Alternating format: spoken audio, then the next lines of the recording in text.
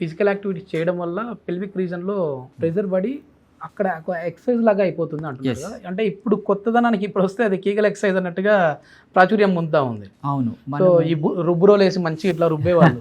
So ఇప్పుడు దాన్ని వచ్చేసేసి ఎక్సర్సైజ్ చేయండి అని చెప్పేసి ఆన్లైన్ కోర్సులు కావచ్చు లేదంటే ఆఫ్లైన్ కోర్సులు కావచ్చు చేస్తా ఉన్నారు.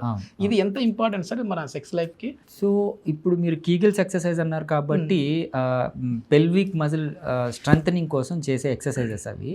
సెక్షువల్ డిస్ఫంక్షన్స్ లో మనం కేటగరైజ్ చేసుకుంటే మేల్లో ఈ ఎరెక్టైల్ డిస్ఫంక్షన్ కావచ్చు, అంటే పురుషాంగ స్తంభన లోపాలు కావచ్చు, ప్రిమెచ్యూర్ ఎజాక్యులేషన్ అంటే శీఘ్రస్ఖలనం కావచ్చు, పర్ఫార్మెన్స్ యాంగ్జైటీ, ఇవన్నీ కూడా మనకు అంగానితో పాటు పెల్విక్ మజిల్స్ అంటే పెల్విక్ గడ్డలు ఉంటుంది కదా మన నడుము మజిల్స్లో ఏవైతే ఉంటాయో వాటి మీద ఇంపాక్ట్ ఉంటుంది. సో ముఖ్యంగా ఈ పెల్విక్ మజిల్స్ స్ట్రెంథనింగ్ చేసుకోవడం వల్ల ప్రిమెచ్యూర్ ఎజాక్యులేషన్ని మనము అవాయిడ్ చేయొచ్చు.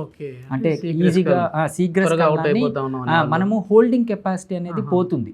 అంటే ఒకసారి అంగం స్తంభించిన తర్వాత ఎక్కువసేపు రాపిడికి గురి చేయక ముందే స్ఖలనం అయిపోతూ మనకి అంగస్తంభన రాదు. సో ఈ ప్రిమెచ్యూర్ ఎజాక్యులేషన్ తగ్గించడానికి మనం పెల్విక్ ఎక్సర్సైజెస్ కొన్ని ఎక్సర్సైజెస్ చెప్తాం. సో అవి పాత రోజుల్లో ఏంటి అంటే ప్రతి ఒక్కళ్ళు అది ఎక్సర్సైజ్ దీని సెక్స్ కోసమే అని కాకుండా వాళ్ళ బాడీ మెయింటెనెన్స్ కోసము వాళ్ళ పనుల కోసం బాగా ఇన్వాల్వ్ అయిపోయి పెల్విక్ స్ట్రెంథనింగ్ ఉండేది.